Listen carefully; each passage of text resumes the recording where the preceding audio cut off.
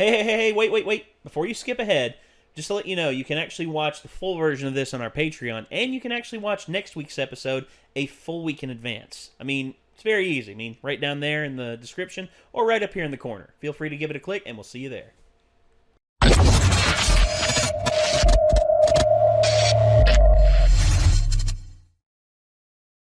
We're switching to the dub.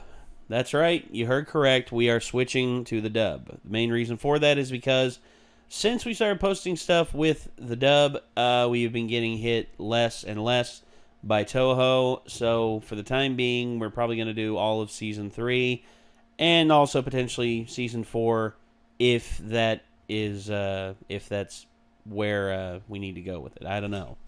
That being said, though, My Hero Academia... we're finally to Season 3. So we did Season 2, and then we finished up the Two Heroes movie, which was pretty good. Pretty damn good, not gonna lie.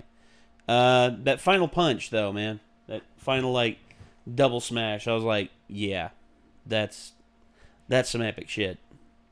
And now into Season 3 we go. And I think they're starting up summer camp with this, I think. I guess so. They have a summer training camp that they're all going to go to. Yeah, which the training never ends. Training must always commence and must always take precedence over anything in terms of fun and being a kid. There are no kids at UA. There are only future heroes. And then there's Mineta.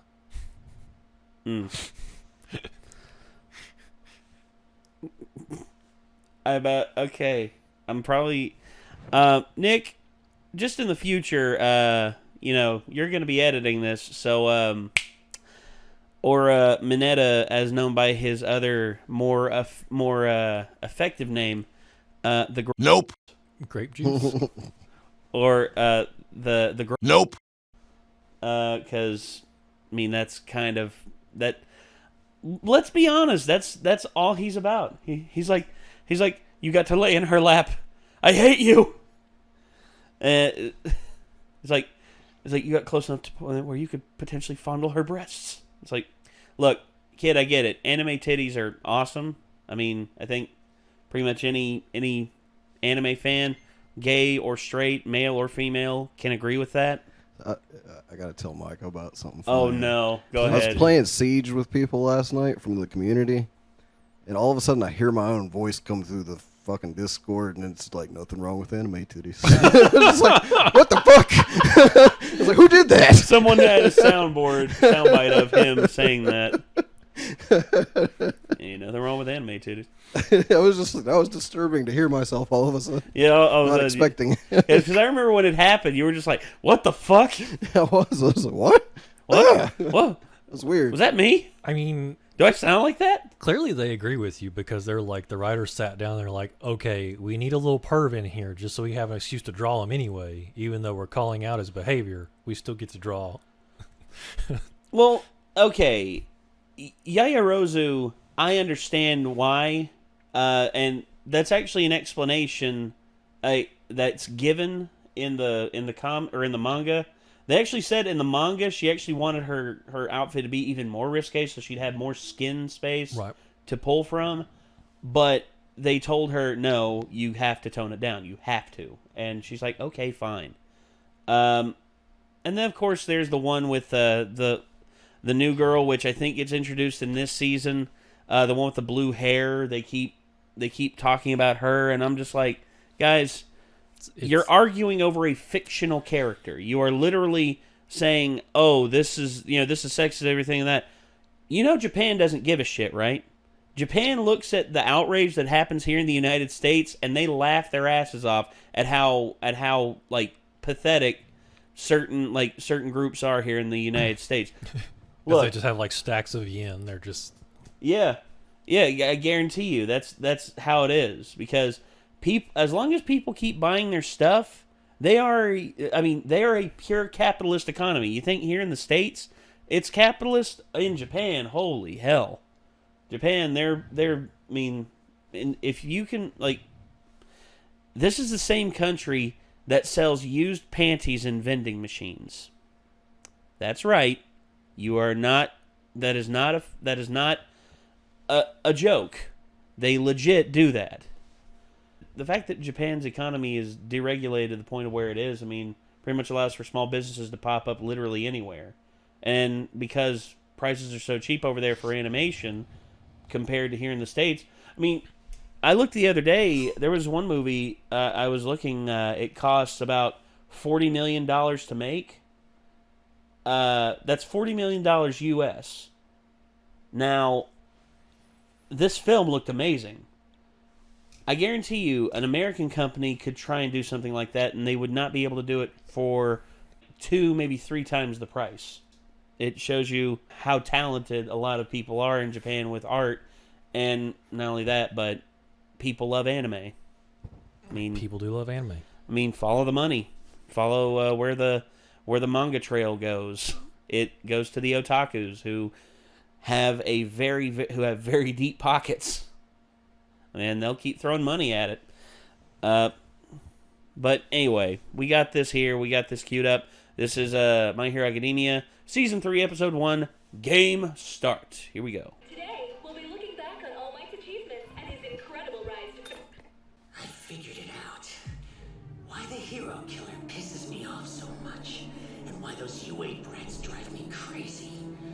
It's because of All Might, smiling thoughtlessly, as if there's no one he can't save, like he's undefeatable.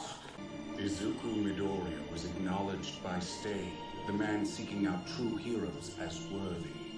He judged Tomura Shigaraki quite differently. I'll show society just how fragile their sense of safety is. Me and my classmates are out for summer vacation. But that doesn't mean we have time to relax. We've got a training camp in the woods coming up. And I want to be as prepared as possible. Mineta, Kaminari, hey! Hey, Midoriya. Come to the pool with us. The pool? Yeah, some fun before the training camp. Why don't you start by giving me a rundown of all of Class A's abilities? Naval laser. It's basically a belly button laser. Then we have Mina Ashida. Quirk, acid. Her quirk is frog. Quirk, engine. The engines in his calves grant him super speed. There's Ochako Uraraka. Her quirk, zero gravity. His quirk is called tail.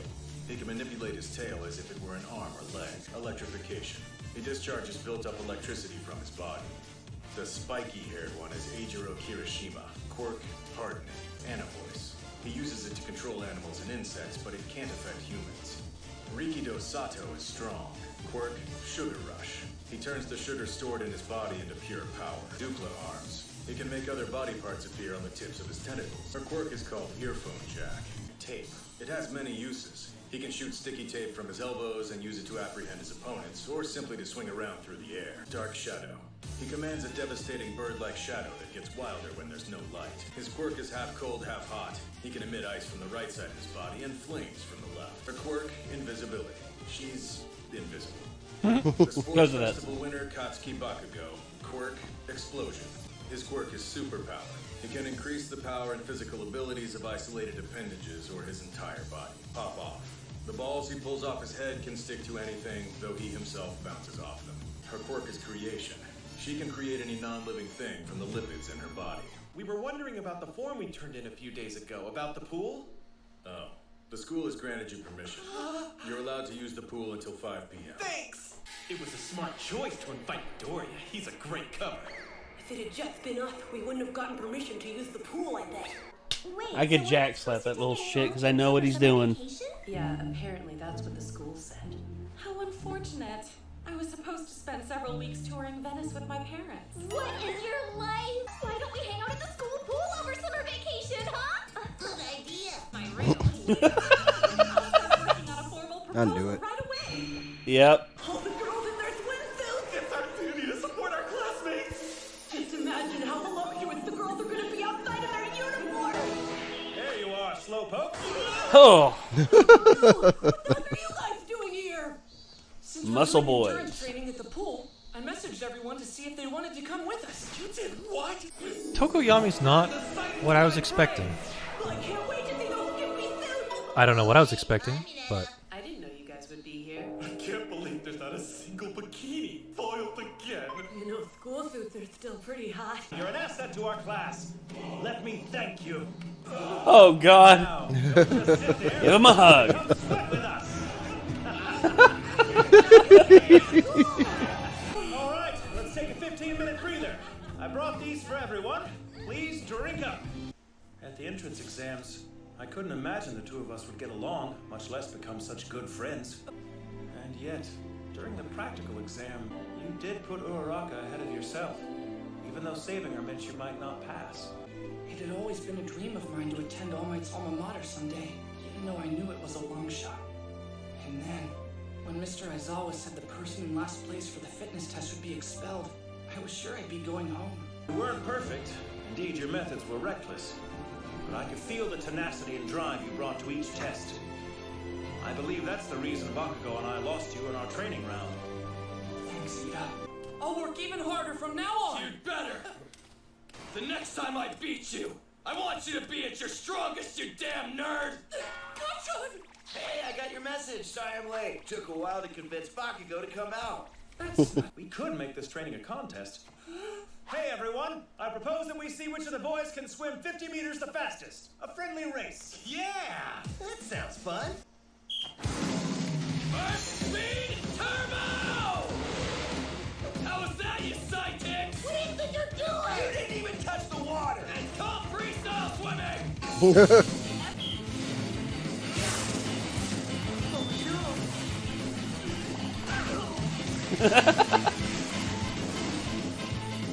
You're supposed to be swimming!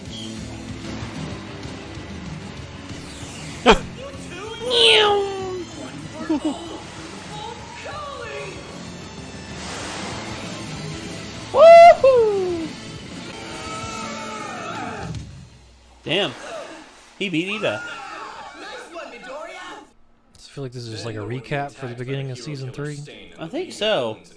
There's some stuff Became known as that's... the Hosu incident. Bakugo, Todoroki, Midoriya, as winners of each heat, you'll fight for first place. Get set. Nope. What happened? What? Why aren't they using their quirks? 5 p.m. Your authorized pool time is officially over. Damn Hurry it. up and go. Can't believe he stopped the race like that! Yeah, I know how you feel, but cool your blasters, man. Those two aren't just your opponents, you know. They're our friends. Shut up! Oh my, what are you doing here? I could ask you the same. I'm here because this is where my journey began. Young Midoriya, the summer training camp will be tough. Try your hardest. I will. Yeah, that's what I figured. Not a lot happened in that episode. Well, Seems like a in between, like a recap for like a new season after like a big break or something. Yeah, there was a lot of like flashback and repeats of stuff we've already seen. yeah. So I mean, other than like the pool scene, like it was mostly just like recapping everything. Yeah. And I mean, like, I don't know. Well, I know, like, I've heard people say the season's awesome, so it's not Oh, gonna be yeah, a trend yeah, or yeah. anything. But I'm not... Just for a first episode, I kind of wish they had done a little more. But Yeah, this isn't really one where they come out guns blazing like they do with certain...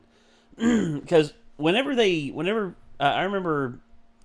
what was it? Isn't it kind of normal that they'll do like little teasers sometimes? Like if they have like a break and it's like a year between seasons, like halfway through a summer, they'll like release something to kind of... Well, yeah, they'll release a refresher, or if they're doing, say, for instance, the anime Seven Deadly Sins, what they did was, after the completion of the first season, they actually did, like, a prelude to the next season, which a lot of people confused for season 2, and they're like, how come this is only, like, 3 episodes long? It's like, it's because it's a prelude. It's not season 2 officially. It's a prelude to season 2. And, yeah, I'm gonna be honest. Season 2 of Seven Deadly Sins, I have not finished. I've actually gotten only like 3 or 4 episodes in, but a lot of people have said it's really good. Might go back and finish it. But that being said, though, My Hero Academia, for what they're doing here, I can understand why this is sort of like a recap episode, because I remember when Nick and I did Goblin Slayer, people told us to skip one episode, which they said was nothing but a recap. They said go ahead and skip this. It is literally nothing but a recap. There's nothing new added, and it's because I think it was the episode right before the finale. Because I remember the one episode that we watched like right at the end, and you saw all the footprints, and it's just like, oh god, Yeah. this isn't going to be pretty. I think it's slightly ridiculous when they do recaps like that, especially during the first season of something. It's like, do you really think that nobody fucking remembers? That's literally an obvious money grab. Like, it's just trying to extend your shit out by one extra episode. Yeah, potentially. And a lot of studios do get flack for that. However, you know, people don't always come into stuff wanting to watch the whole series, which is weird. I find that very weird when people don't want to do that, when they don't want to watch the whole series to catch up and then watch the ending. That's always how I've done it, because I enjoy the journey to the ending. Yeah. The only case like I wouldn't want to do that is like with series like One Piece, where it's just like fuck that noise. Which ain't nobody got time for that. Almost 1,000 episodes, dude. Yeah. Which, like I've said, dude, they are releasing the films that are effectively catch-ups of the different story arcs. Which I'm really hoping they do an Alabasta one, because the Alabasta story arc is really good. Yeah, those are much more understandable for like a recap style thing. It's like whenever your series gets that fucking long, it's just like, hey, if you don't have time to get into this, but you would like to get into this, here's this. Yeah, it's when it becomes so long, the length is actually alienating to new fans that can't understand. I remember that one meme you actually shared on Facebook. It's just, I think it was you who shared it. It was like the one guy like staring at this girl going by. He's like, ooh, and his boy like puts his hand in the middle of his chest, like, from that Gillette commercial or whatever. It's like 861 episodes, bro. Don't do it. Yeah, the girl is One Piece, and the guy's just like, ooh, and he's like 160 some episodes. It's like, nope, don't do it. You ain't now you think that one's bad? Detective Conan, or Case Closed as it was known here in the States, it's about to pass 1,000 episodes. It's actually going to be like one of the first. I think it's going to be like the first anime ever to pass 1,000 episodes. Toonami. Yeah, I liked it. They did like a abridgment of the first 100 episodes, and then they ended it there. Now they have continued it on through like Funimation's like online service. They've dubbed it on there, but the fact that Case Closed has lasted from like 1996 until now, wow, that's ridiculous. And I'm like, how in the hell have they come up with this many stories to tell in the last 23 to 24 years? How? How do they do it? And I'm flabbergasted, dude. I'm like legit just like in awe of how they can keep coming up with stories to tell. And for a lot of people, they say the quality of it remains the same. The quality of the show has remained solid throughout. It's just like South Park. South Park keeps finding new ways to tell the stories, and they keep changing it up. Like one season, they legit new stuff to make fun of. Like one they season, just make fun of current legit events. Yeah, they're pop cultural, but they do it in a way that is effectively, it can be seen as a time capsule. As you know, as the culture moves forward, but I remember one season they legit killed Kenny. Like, he didn't come back. You know, the whole, oh my god, he killed Kenny. Yeah, they've come up with like reasons as to why he keeps coming back and stuff too. Yeah, and I find that shit hilarious. Yeah. And then of course they did the one season here recently where it was literally Tegrity Farms. It was literally nothing but the whole season was set with Stan and the whole town pretty much moving out to a Colorado farm. And it's like, ain't got no integrity. So I got my family and we moved on out to a Colorado farm. And the intro's hilarious. But then but now they're doing like an anthology one this season where every new season that begins, or every new episode that begins, it's a different story. Like they did one episode, it's like nothing but the women of South Park. Just to to do the whole thing. It's like we're doing an all girl power thing in this episode, and they did it, and they were just like, so what do we do? So how's life at your job? We've known each other for all these years, and we've never asked each other what we do for jobs. It's honestly one of the most hilariously awkward things ever, but it's awkward because it can be and it has to be. But all right, we actually have a little after credit scene here. Got distracted by that. Let's play this and see what this is all about. Oh, let me unmute it first. So the location of the training camp has moved? Yes, just in case information is getting leaked to the villains. Only the upper management of UA knows where it will be now. Please keep it to yourself. Don't even tell the students. There's something I'd like you to prepare for me. That's right. We're about to start playing a brand new game. Now the preview! Vlad sounds like he's voiced by Ronald Ogden. Who? Ronald Ogden? The only reason I know him is because he's on a D&D show I watch. I you don't have to look it up. I was going to look it up later to see if... There he is. Ronald Ogden. Let's see.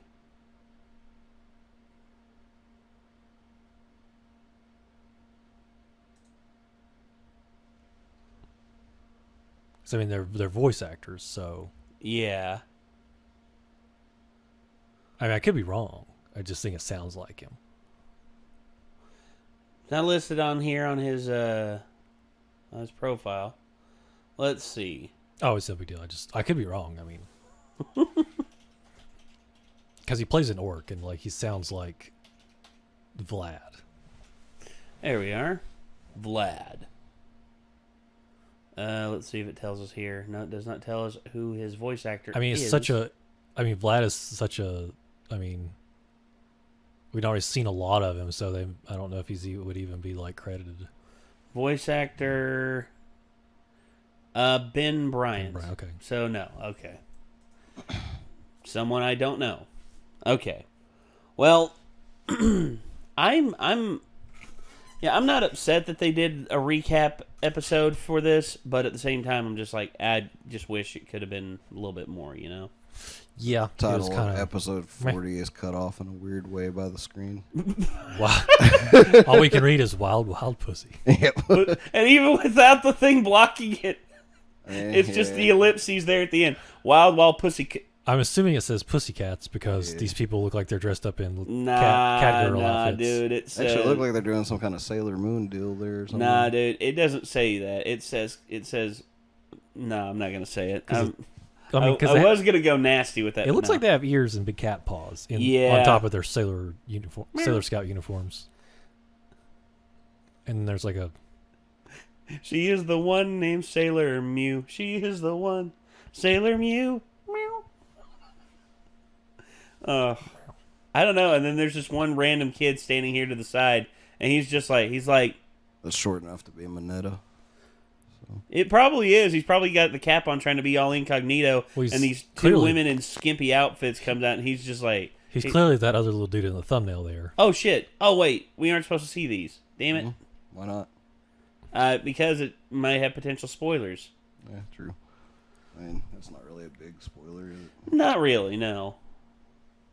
But, God. All right, so we'll have to see how things go with the next episode. But this one, recaps. They come and they go. Thankfully, we had a little bit of a story with this one, with the pool exercise and all that. And, of course, at Mineta and Kaminari, just guys, come on. The powers scene is going to be difficult to edit, too, where he's going back through all their powers, because... the constraint, something like what I'm allowed to throw in, I'm gonna have to really pick and choose exactly what to put if in anything, there. you don't have to include all the characters. Just cut out the ones that don't get any screen time, like, you know, poor Ojiro or Shoji or something. Just piss off people in the comments section. Coda. They didn't include my favorite one. It's like, hey, guess what? YouTube hates us. I'm kind of thinking, though, that I might be able to get away with, instead of, like, throwing out all their names and everything, instead just, like, throw out all the powers and just, like, these are all the powers, like, that we have in the class, basically. That'd be good. So I think that would work. Cut it up that way. I think that would work. We'll see it when I actually sit down and start cutting on it. Oh, yeah. All right. Well, I think that's going to do it for this episode, ladies and gentlemen. This was My Hero Academia, Season 3, Episode 1, Game Start. And we are now officially doing the dub. So, yeah, hopefully this will help us with our copyright issues. I hope so, because this is getting ridiculous. But I guess that's going to do it for now, ladies and gentlemen. So, until next time, signing off, I'm Nate. Micah. I'm Nick. And we will see you all in the next one, everybody. Peace out.